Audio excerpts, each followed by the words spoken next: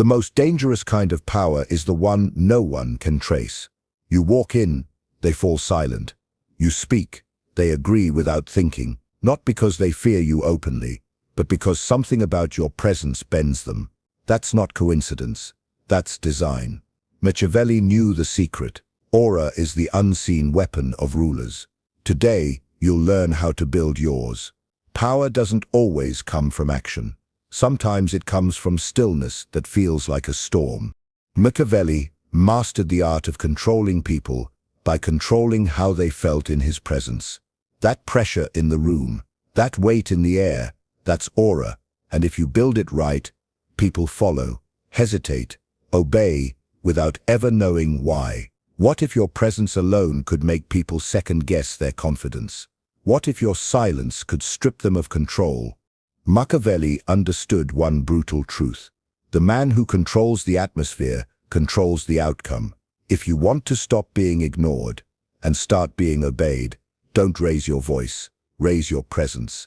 The man who doesn't flinch terrifies everyone else. Machiavelli knew that aura is built in how you don't react, in how your calmness unnerves, how your stillness dominates.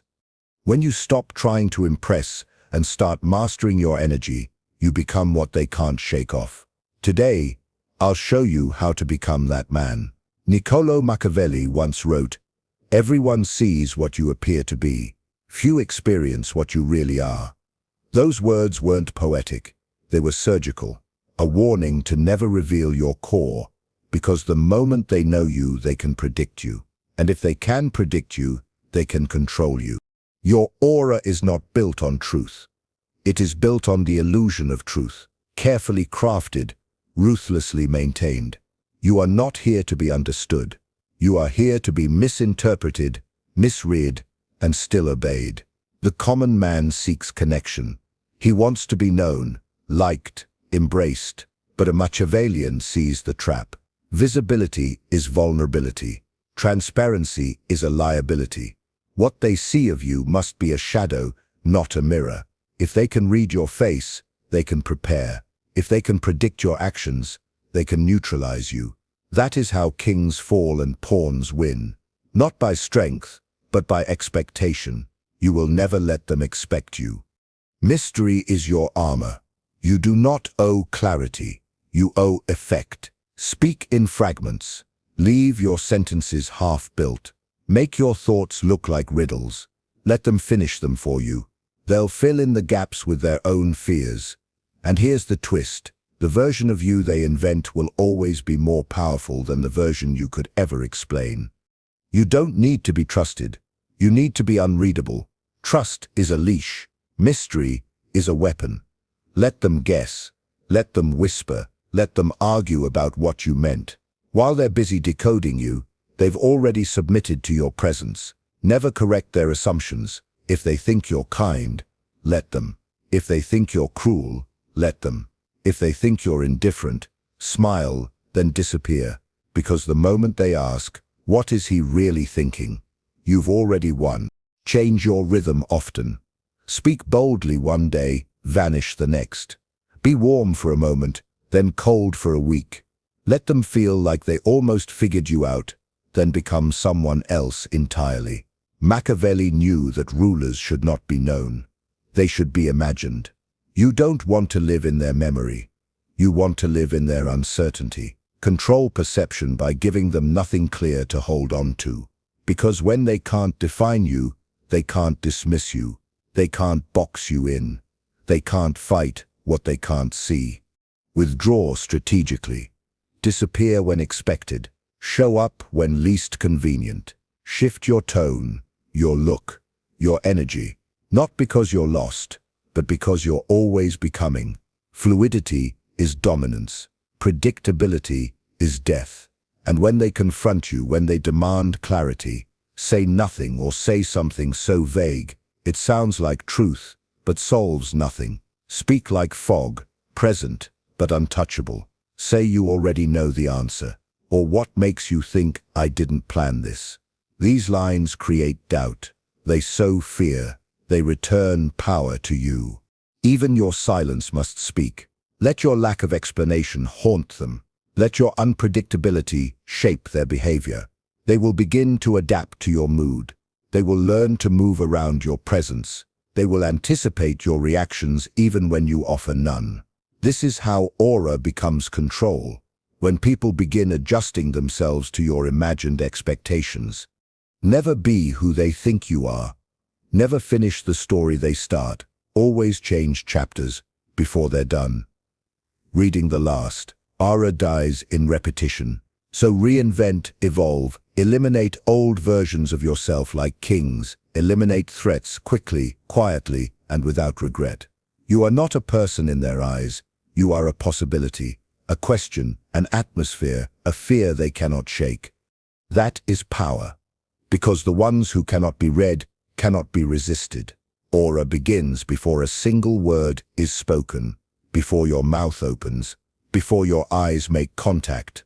It begins with silence, with stillness, with the pause that enters a room when you do, and makes everyone else forget what they were just talking about. In a world that performs, you must be felt, not seen, not heard. Felt. Niccolo Machiavelli never begged for attention. He engineered it.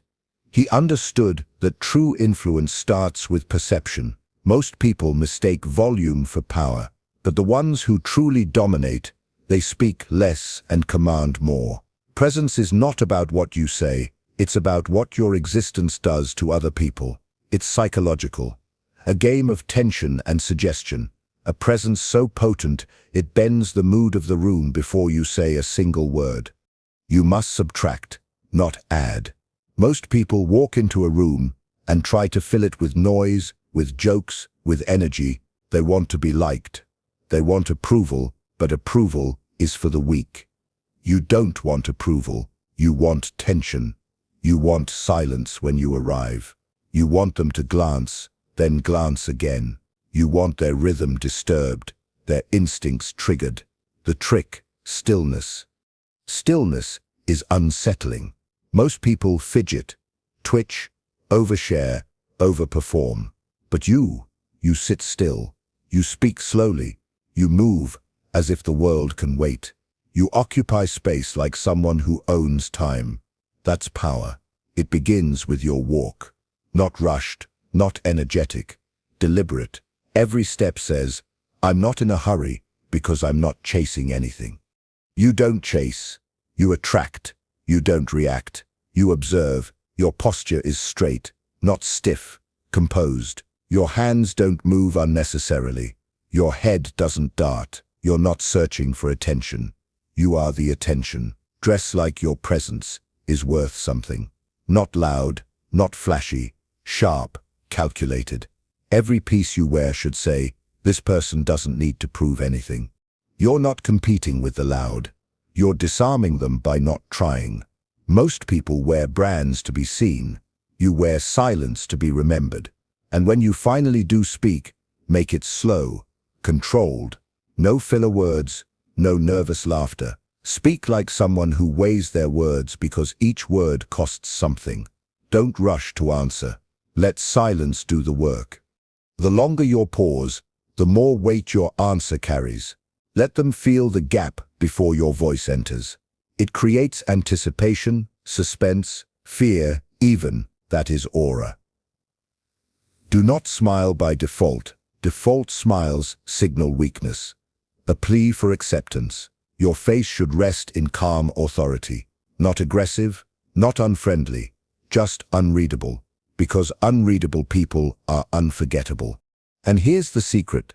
Machiavelli knew, when people can't read you, they obsess over you. Their minds fill in the blanks. They build stories. They create myth. And the myth becomes more powerful than truth ever could. When you walk into a room, don't try to connect. Let them come to you. If you try to join their rhythm, you've already submitted. Number you.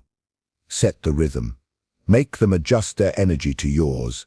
You're not cold. You're composed. You're not distant. You're dangerous. Your presence should disturb something primal in them.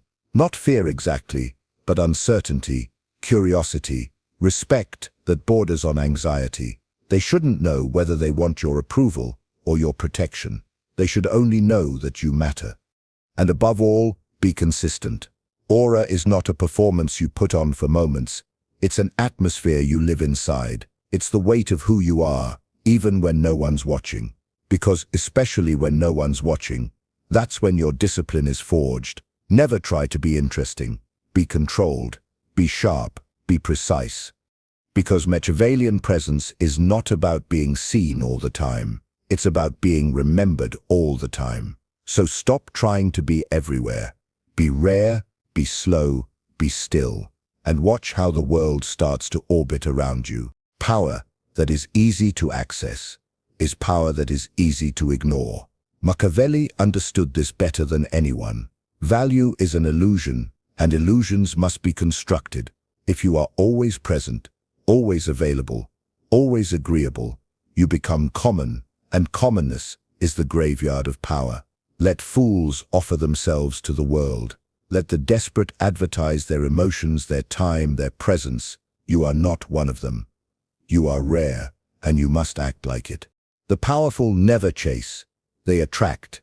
They are not reached. They are sought after. You must become expensive, not in wealth, in energy. Interacting with you should feel like a privilege earned, not a casual encounter.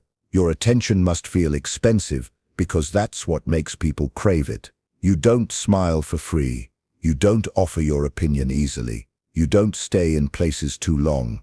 You arrive when you choose and disappear without warning.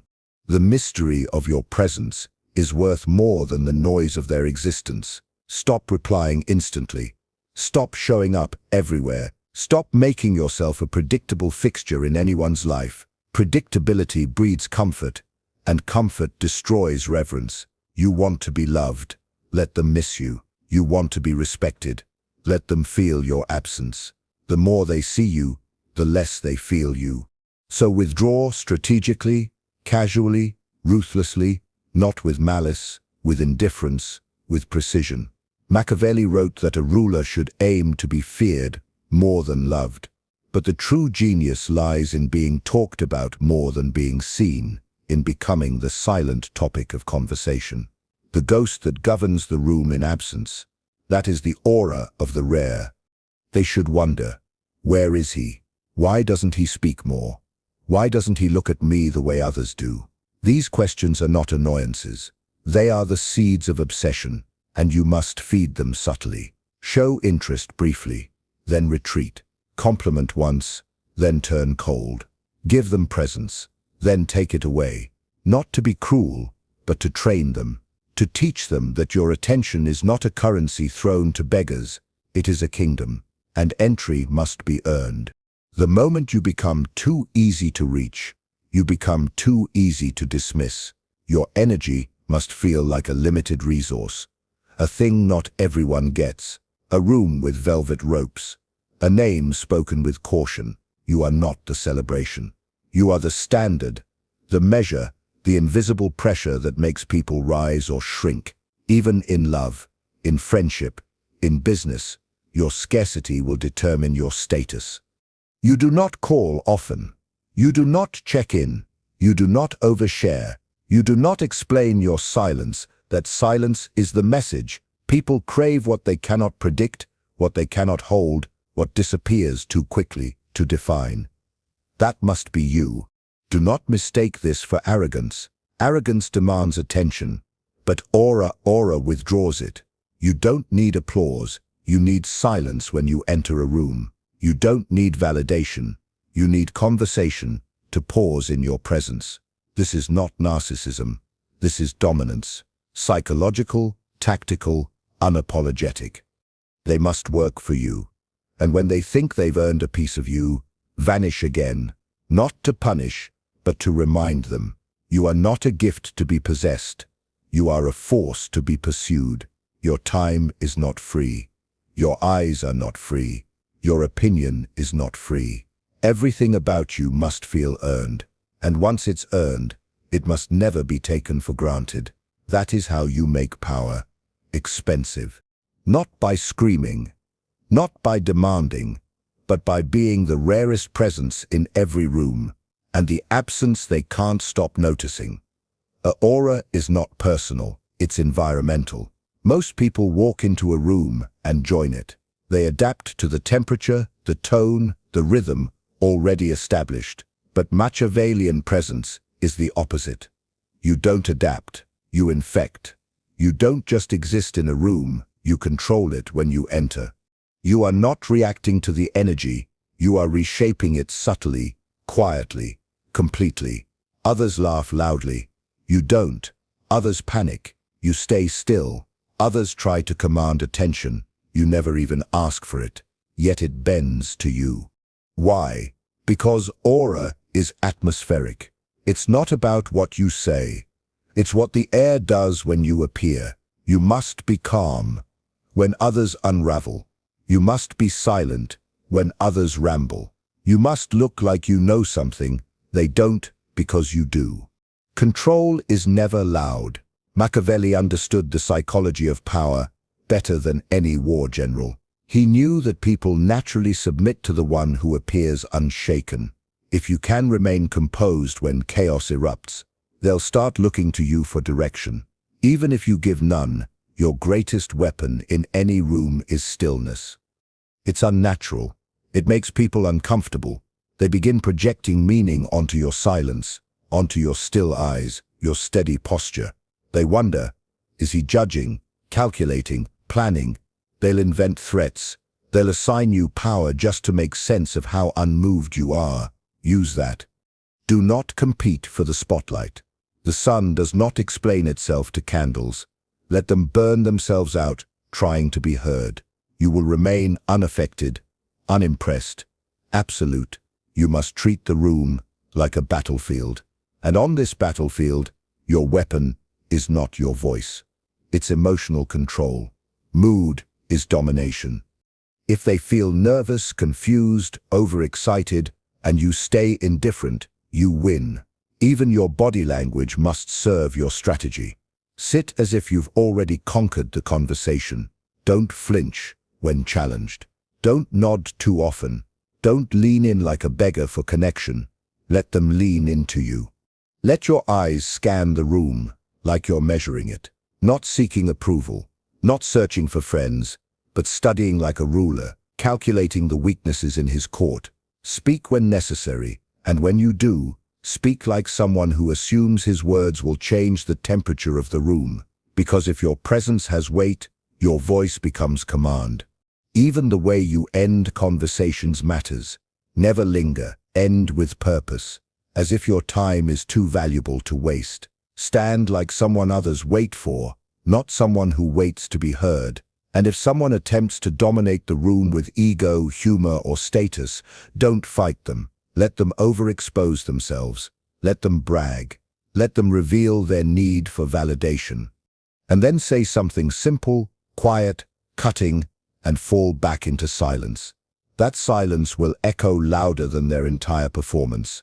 You don't need to match the energy in the room. You set it. You decide whether it feels tense, cold, intimate, or dangerous. This is the highest form of social control, environmental leadership without declaration. They shouldn't know why the air feels heavier when you're there. They shouldn't know why they sit straighter, talk slower, hesitate before speaking. They just will. That's aura. And Machiavelli would tell you this. He who shapes the atmosphere shapes the decisions made within it. People don't follow reason. They follow energy. They obey the one who feels like he's already won. And the one who's already won doesn't speak to prove it. He just exists, quietly, unshaken like gravity. So don't try to be the center of attention. Be the one who owns the energy that surrounds it. When people enter your space, let them feel the difference. Let them adjust to you, your pace, your tone, your silence. You are not another voice in the chaos. You are the tension they didn't expect, the stillness they can't ignore. That is how you bend the room to your will without lifting a single finger. The most powerful ruler is the one you never see giving orders, but you still follow. True Machiavellian aura is not theatrical. It is not loud, not boastful. It doesn't demand obedience. It invites it It seeps into the mind, twists perception, rewrites the rules of the room until people conform without realizing they're bending to your will. That's the final form of aura, silent tyranny. You don't dominate by force. You dominate by presence, by expectation, by invisible gravity, like a king whose crown is never seen, only felt. The world teaches people to command with words, to assert power with noise. But noise is resistance. Noise is struggle. The higher game is to control without effort, to influence without command, to dominate without appearing to do so. And it begins by planting a single idea: you are the one they must align with. You never beg, you never plead, you never convince. Instead, you become the standard they calibrate themselves to, the tone they imitate, the pace they follow, the approval they quietly chase. Let your actions be few but definitive. Let your gaze be rare but piercing. Let your attention feel like a spotlight from the heavens, warming when it's on them, freezing when it's not. People follow power because it feels inevitable. You must become inevitable. Even when you are silent, your preferences should echo. Even when you are gone, your presence must shape decisions. They should hesitate and ask themselves, what would he think? Not because you told them, but because your energy still lingers in the room. Be the phantom ruler of every social structure you enter. Not the face of control, the spirit of it. To do this, you must kill the need for validation completely. You don't rise when they praise you. You don't flinch when they criticize you. You're beyond emotion, beyond the petty friction of approval. You act with such internal certainty that others question their own thoughts just standing next to you.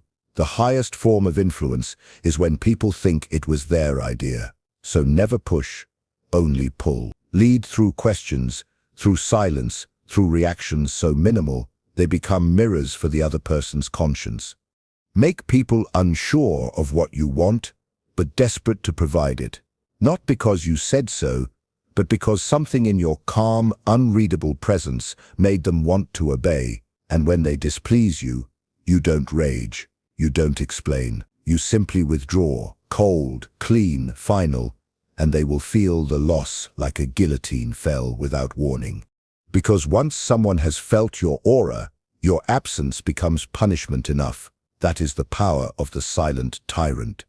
You don't impose laws, you are the law. Not through threat, but through necessity. People will adjust to your energy like planets to a sun, and when they forget your value, you vanish. Let them suffocate in the vacuum you leave behind. When they beg for your return, you'll know you never had to speak to rule them. You ruled them the moment they changed for you without knowing why. That is Machiavellian aura, not a performance, a presence, not charisma, command, not control by force, but control through silence so complete, they call it respect. Let the others chase applause. You will become the gravity they orbit, the voice they never heard but always followed. And if you want more ruthless truths like this, if you want to sharpen your mind, harden your presence, and build a power that doesn't fade under pressure, then don't just watch, subscribe, like, stay hidden. But never forget the real kings never need a throne to rule.